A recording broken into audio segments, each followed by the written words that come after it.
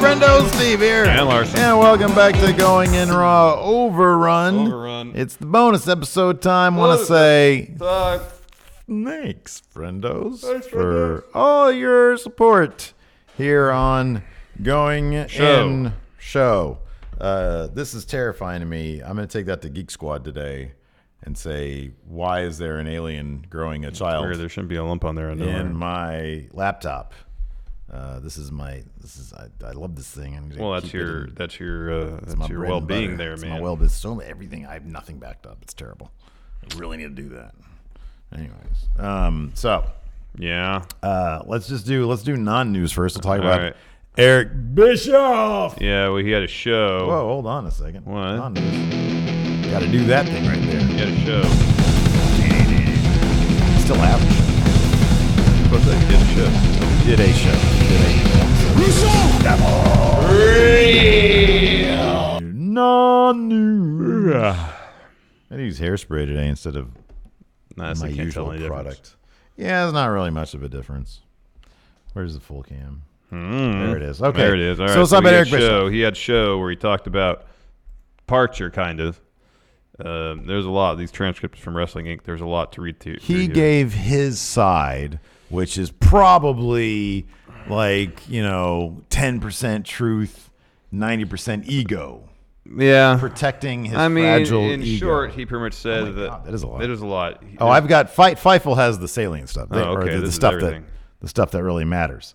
We'll just go through some of these. He says this. My feelings right now are, number one, I'm really grateful for the opportunity to work in WWE. It didn't work out the way I wanted it to work out. It clearly didn't work out the way Vince McMahon wanted it to work out. That happens. I'm not taking any of it personally. Professionally, I'm taking a hard look at it and I'm thinking it through. More than anything, I'm grateful for the opportunity. Part of the reason is I had a chance to work with a great team of people. The writing staff, or he had a great chance to observe a great team of people, apparently. The writing staff for SmackDown in particular, as well as a lot of other writers who are on Raw, they are very, very talented, unbelievably hardworking, and dedicated group of people. They all don't turn their phones off when they go to dinner at 7 p.m. Because they don't want to listen to Vince talk till 3 a.m. To have the opportunity to work with people like that was worth this experiment. Yeah, he continued, I didn't come here thinking I was going to be in WWE for 5 to 10 years. I looked at it as a relatively short-term opportunity, meaning 2 to 3 years. I didn't think it would be quite this short-term, but sometimes this happens. WWE is a great company with a very defined culture and process. I didn't necessarily fit into it. I'm not sad, disappointed, or any of those things. Just looking forward to the next opportunity, whenever and wherever that may be. So that kind of falls in line with what we've been hearing. Is like it's a fucking tough gig, man. It is a hard job. Say what you will about Eric Bischoff.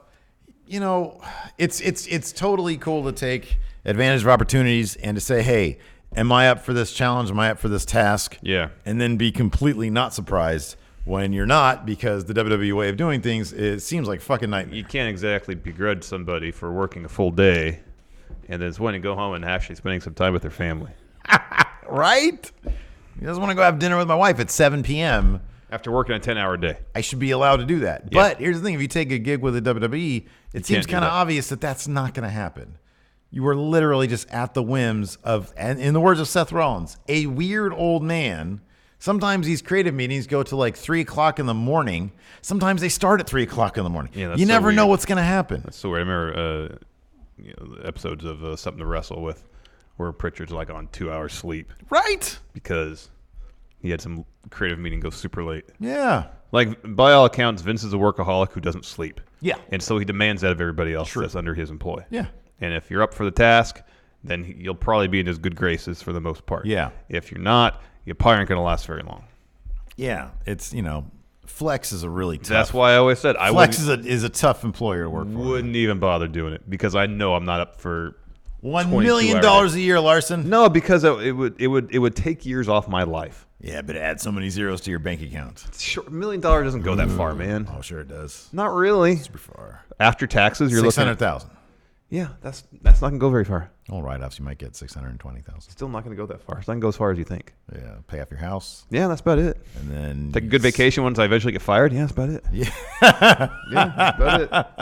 You know what? Here's the thing. It's like to me, it'd be no different really than like, hey, Steve, you want to try to run that American Ninja Warrior course? Yeah. You're probably going to blow out your hips, your knees, your legs, everything. You're probably going to break your neck, but are you up for the challenge? It would be simply interesting. It's like I've always wanted to try one of those Scientology personality tests just to go in there and see what the fuck it is. I wouldn't mind going to the WWE to see what the fuck it is. What's going on in here? Yeah, but here's the difference: is that personality test. If you do the first one, it's like an hour, maybe 2. Yeah, and then assuming they don't somehow convince you to come back, which they seem really good at. They do seem really good at it. Am I mentally tough enough to leave the Scientology building, or am I simply dullard? I don't think I'm the one to ask about that. And they will give me, and I'll give them my bank account just willy nilly. Yeah, sure. You'll sign the billion-year contract. Yeah, exactly. Join C Corps. Right. That's right. Exactly. And go work out in the desert somewhere. Be like, where's the master? I want to talk to the master, please. To close, Bischoff was asked, probably by Conrad, if he would ever do it again. He says, unless Bischoff asked himself that question. Yeah. No regrets. When I took the job, I knew what the odds were about it being a long-term opportunity. I'm not surprised. I'm disappointed. I'm not going to lie. I would have liked to have met Vince McMahon's expectations. I don't have liked for it to have been a longer run. I would do it over again in a heartbeat. He jokes that they might have he might do one of those 83 Days T-shirts. Oh. Capitalize off it. Money, money, money. There you go. Yeah. Merchandise. Cody Miles here in chat asks, 1, is Steve smart enough to leave Scientology building? Or 2, low moron? So far, surprisingly, Dullard is in the lead. Dullard is in the lead. Oh, man. Oh, that's good stuff. In other news, you heard, of course, Randy Orton is going to All Elite Wrestling. He tagged the Revival, Elias, Luke Harper, and somebody else. In that. Elias? Yeah. What's that all about? I don't know. Maybe he's good buddies with Elias. That's the discontent crew backstage. I guess so. Is Elias ready to split? Is he ready to leave? Maybe. What the fuck would Elias do in All Elite Wrestling? He's a good wrestler. Yeah, he's a decent wrestler. Yeah. You know what, Randy Orton, this is amazing. It's just so there's a picture on Instagram of him next to it says it's an elevator. I think it says elite level. Like okay. That. And like the level part is sort of obscured by his Riddick Moss. His reaction. He tags Riddick Moss. Interesting. And Revival, so all you see is Elite, Luke Harper, and then he's Moss, looking. Cody, Jericho, and Elias. Randy Orton is looking to get a massive payout when his next contract comes around. A massive payout from somebody, probably the WWE. But Randy Orton is one of those guys who is so ingrained in WWE. That's a needle mover right there. Mm-hmm. That's the kind of name that if AEW is able to just back up the Brinks truck and double whatever Vince is going to pay him, then he'd probably go, and people would turn those heads would turn big time. Mm-hmm. Yeah. Alex C says, "Is your fantasy league Ryan Joswiak says, once you're in Scientology, they won't let you leave." And then Alex C says, "Your fantasy league it's a free Scientology?" Personality test. Yeah, I don't believe they can keep you captive there just for a free personality test. They might keep you there for several hours and try to break you down. Yeah, but you can just get up and leave whenever you want to. Yeah, pretty much. Until you sign the billion-year contract. This is what I firmly believe with Scientology. They're not afraid to make things socially awkward. You know how like somebody would come up to you. It's like, so there's this little bit in The Shield. Yeah. Where Forrest Whitaker's character, who's internal affairs basically, he's got this little gimmick of his where he will offer somebody a piece of gum. And 9 times out of 10, somebody's gonna be like, "Nah, I'm good." It's a stranger, you know? Yeah. And he can determine whether or not he can break somebody down if he's able to eventually convince them to take the gum. Take the gum, yeah. I think Scientology is kind of the same way. Like most people will say no to the gum, but eventually if you keep on offering it, just to stop things from being awkward or to prevent things from being awkward. Stop the annoyance, yeah. They'll take it, right? I feel like Scientology, once they get you in there, they just make it too awkward for you to get up and part leave. of the thing is like the personality test thing too is as you go deeper into the testing. They make you feel shittier. They make you feel shittier because you start divulging really personal stuff about yourself. They probably wouldn't tell anybody else. And so they have that in their back pocket should you threaten to leave. Mm-hmm. The idea is like, oh, you told us all this stuff. If you leave, we're going to release it. That kind of stuff. This is totally true. Alex C says, so why did you join that cult? Social awkwardness. Exactly. You just end up, it's like timeshare shit. Like Thayer says, like timeshare shit. All of a sudden you got some fucking swampland you're sharing with people you don't even know. So, yeah. No, I went on a date with a Scientologist once. Oh, yeah? Long time when I lived in Hollywood, because everybody there's a Scientologist. Yeah. It's fucking nuts. And I went on one date with her. And did the topic of Scientology ever come up? So it's funny, like Scientology jokes are kind of just easy to crack. It's like whatever. I had never really cracked one until until you went on a date with a Scientologist. Yeah, and I cracked one. I like made a joke. Yeah, it was crazy Scientologist, something like that. And she's like, "I'm Scientologist," and I was like, "Oh." Now you're the one being socially awkward. I know exactly. And I was like, "Well, sorry, little buddy, you're not going to get any play tonight." Not going to happen. At that point, I really should have just walked away, but I think I kept the date going. You should have done the Jerry Seinfeld name. Scott went. Exactly. You walked away. Yeah. So have a good life. Have a good life. Trey Saunders, who from WCW Fun, We Book Raw would you like to sign to the Slow Wolfpack B-ball team? He says Golden Corraller or Flyboy. Flyboy Allen's he already has basketball. Yeah, he's got some basketball shorts on. Golden Corraller is a bad idea. It's Earl Smothers. He's old. I don't think he's played. Rawgate Mutant. He's huge. He's an athletic freak. Yeah, but if you throw the ball to him, it might get absorbed. Your whole team will just get absorbed into him. And I think all you'll need is him. He can do it all. It's a nightmare. He covers a lot of floor. Guard, protect the rim.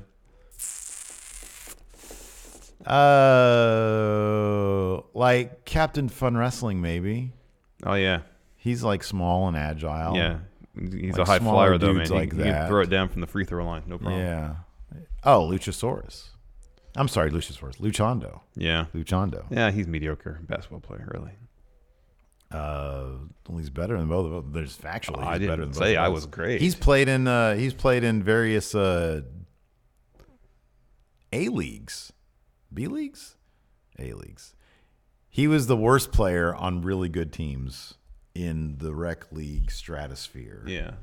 Like, I remember he told me that. He was like, yeah, no, I was like a backup point guard for some like really good team. Yeah. He was like, I just try not to get in the way. Like guys who had played in Europe for professional teams before and shit like that. I'm joking. Hilton's really good. Well, he might not be now. He had all sorts of ailments. Like Yeah, his no. knees are all shot. I think he still plays rec league though, doesn't he? No, he asked because he moved closer to where I'm living, and he's like, "Hey, let's go play at the park sometime." He might still play, like at work and The stuff. fuck? Why doesn't he ever call me? I don't live that far away. He didn't call me; he just texted me, and it was a one-time Well, yeah, thing. that's And what I we said, do. "Yeah, let me know." And I haven't heard from him since. So. Okay, never mind. That sounds like an annoyance then. I know, man. I'm thinking of I actually watched some of the guys play at the park down there. we're getting a We could definitely compete. hopefully. Well, if we had Hilton, we could compete. If we had Hilton for sure. Yeah. Because we're getting like this big ass patio covering. Yeah. Does that mean you're gonna lose your hoop?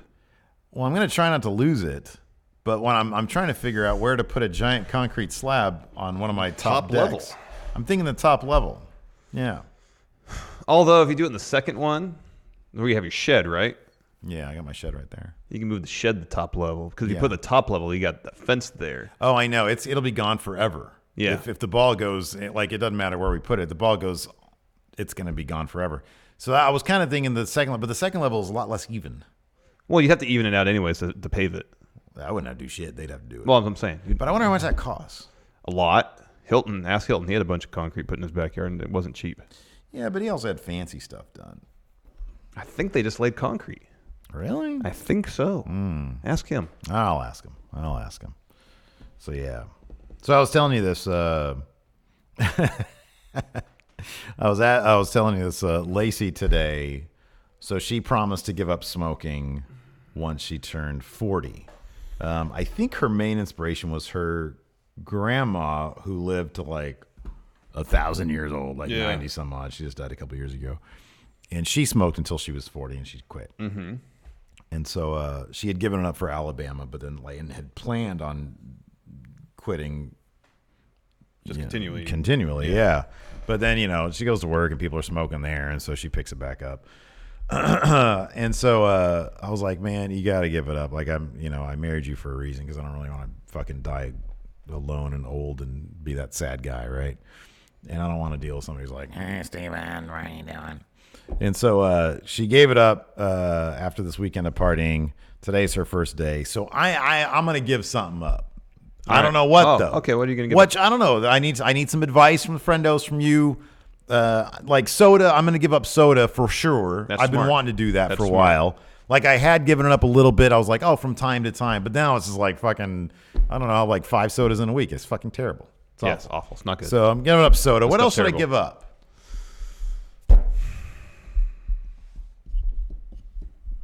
Yeah, app 1 says fast food.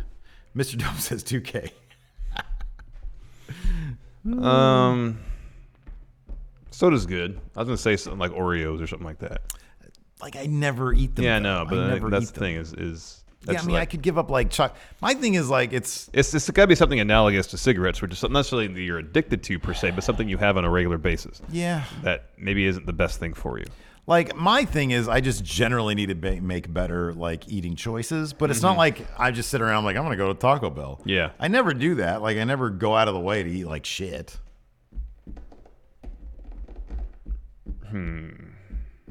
Alex sees us watching wrestling. That's a good one. It did my health wonders. Yeah, I don't know if there's anything kind of analogous to cigarettes. I don't even drink that. Thayer says alcohol. I don't drink that much. I'm the alcoholic of the two of us. Yeah, Alex C says black tar heroin. I mean, you said what, 5 sodas a week at most? Yeah, when I put it together, like whenever we get anything to eat, I'm like, yeah, I'll have a soda.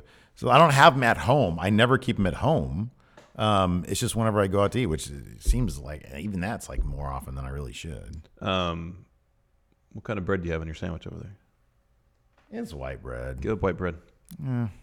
That stuff just gums up your insides. I did. No, it doesn't really though. Yeah, even so, you were talking about Kodiak cakes the other day, right? Yeah. And you're saying, they're filled with carbohydrates. They're really not. Like if you look at the box, it's like 10% of your daily intake. Do you know how that's for like 2 little pancakes? That's a serving. It's for half of once. It's for half a cup. I know how much half a cup makes. It makes half a cup makes 1 large pancake. I make them every morning. I know exactly half a cup. I just made them a day, like a couple days ago. Yeah, and it gave me fucking a pretty decent size. A cup gave me a decent size. Yeah, I know. I usually make 2 cups worth. Yeah, and I get enough to feed my family. Yeah, that sounds right. Yeah. But a half a cup of pancake batter mixed is 1. How much do you eat to yourself in a serving? I have 3 of those pancakes in the morning. Okay, like what, a cup? Half a cup per pancake. So I have a cup and a half. Okay. That's it's what, 25%? Yeah, whatever. Say like 60. Yeah, that's you eat a lot then. I do eat a lot. You eat a lot. Especially in the morning, I eat a lot. Yeah. Like even when I had that one, I had like a cup serving size, right? Which is like a pretty decent size. I was like, this is a lot. I really shouldn't be eating this much. Yeah. I mean, where you get into trouble is because you don't have syrup with it, right? No. That's why I put the banana and the blueberry in. I don't have any syrup on it. No, if you put the banana in it, it's really moist. Because bananas are moist. And I put egg in it. Yeah, me too. And they're plenty moist. I did put the vanilla extract in it. It was really good. Yeah. You said vanilla and what else? Cinnamon. If you put enough, I was trying to remember what you said. Do this. Cinnamon. Because if you add butter to it, you can make waffles. Yeah. You don't have to put I think it's like a tablespoon per cup or whatever. Usually what I'll do is 3 cups of mix, 3 cups of water, 3 eggs, a tablespoon and a half of butter, and then a decent amount of cinnamon and a decent amount of vanilla. You make those. It almost approaches what Roscoe's waffles taste like. Because that's what Roscoe's is. They put a lot of vanilla, a lot of cinnamon in it. Man, Roscoe's so good.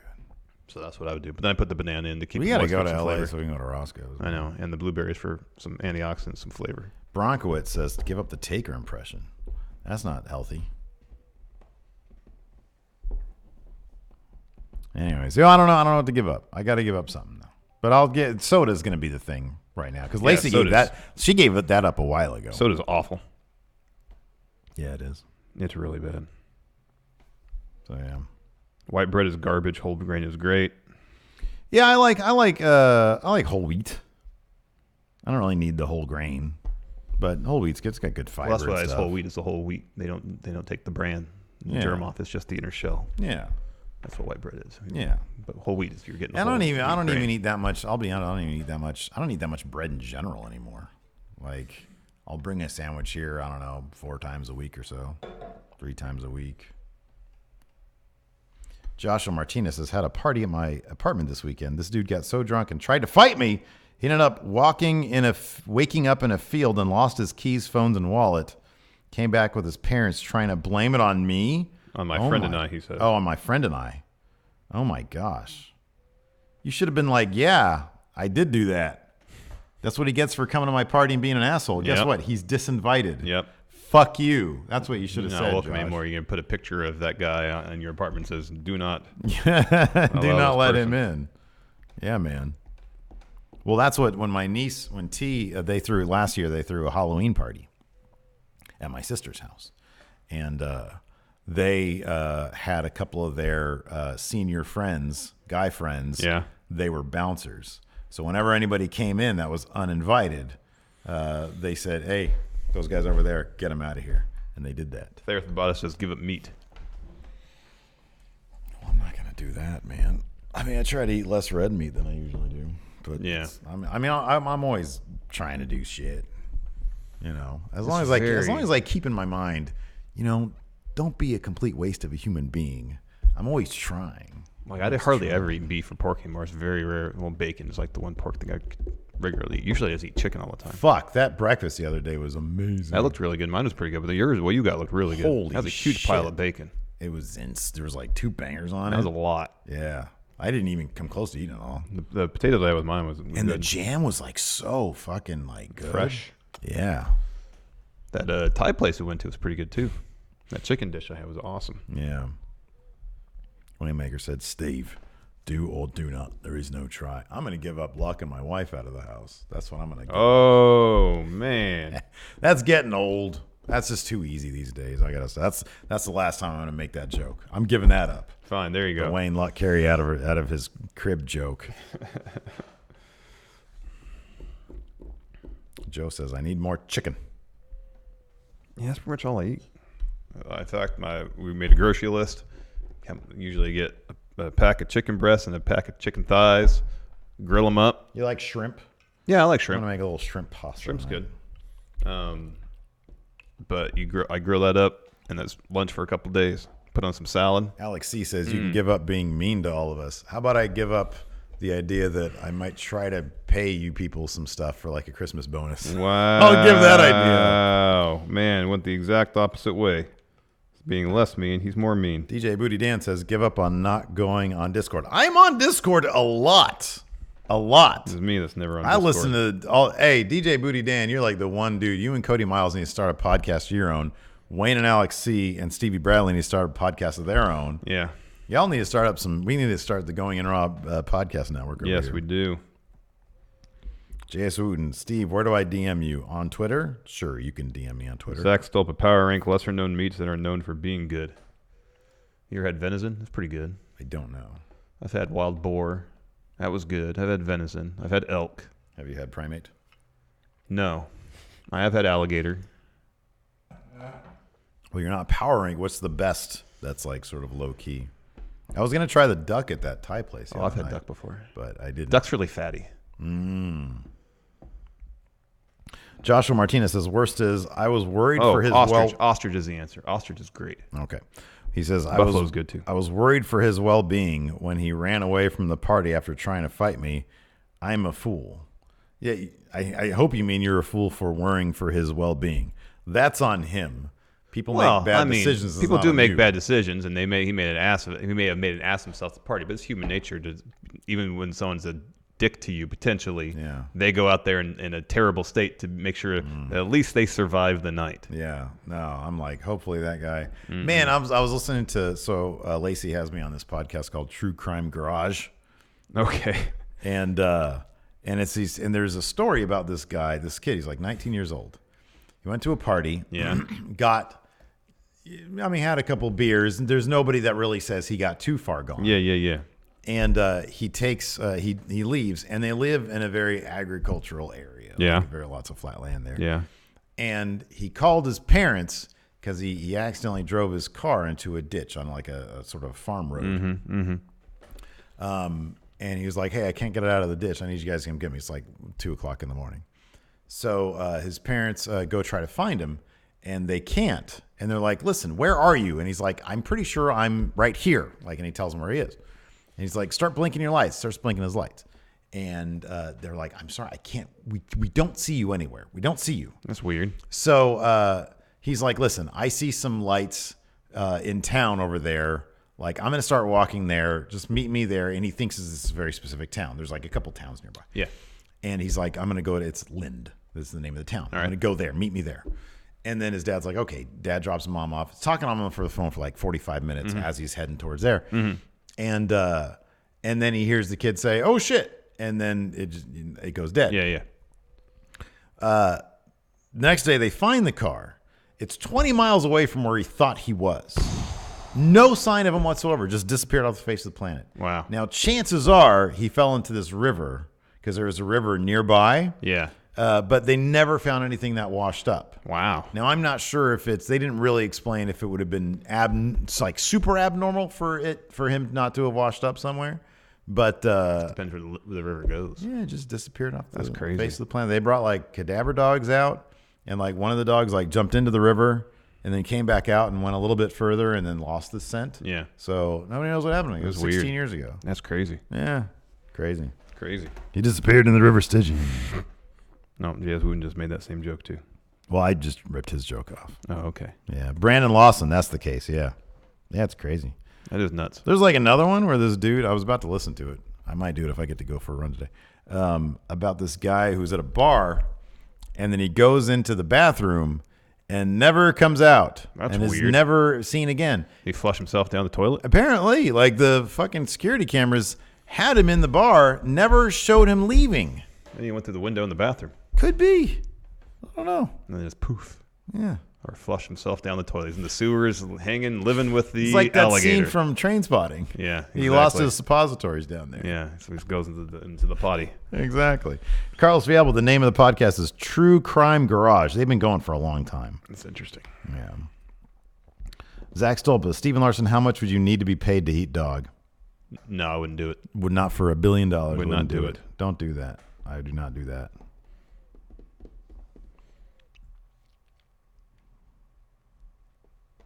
F-Pop says, if you ever come to Philly, I'll have to make sure you get an authentic cheesesteak and roast pork sandwich. That sounds good. That sounds really good. I love me some local cuisines. Mm-hmm. Patrick Leva says, anybody watch the Watchmen premiere last night? I'm gonna try to watch it soon. I'm gonna see if I'm not sure if Lacey's really gonna care much about it, so hopefully she won't, and I'll just watch it. I don't think she's read the book. Ah. So yeah. Excuse me. Oh, DJ Booty Dan asks, Geno's or Pat's? I believe those are the two competing top cheesesteak places in Philly. I've heard of Geno's. Joe Warra says, one animal that's eaten that I cannot bring myself to eat is goat. They're just so cool animals with their own personalities. Yeah. I don't think I've ever had goat. Yeah. I think I had frog, maybe. So many freaking animals. Who was that? I think it was Ray Rowe from the Viking War Raiders, War Machine, whatever, posted a thing about how he killed his first deer going hunting. But he was like, to honor this deer, I'm going to use every part of it I possibly can. It's going to feed my family for months. Yeah. And I was like, that's cool. Yeah. Don't be a dirty trophy hunter. But if you're going to hunt, I think he did it. I mean, he might have been done with a bow and arrow too. I didn't really click on the picture because I don't want to see a fucking picture of that. Yeah. But I was like, that's cool. Like, I'm not a hunter. Probably never will be. No. But if the goal of, or one of the outcomes of you hunting is going out and using every bit of that animal. Yeah, right.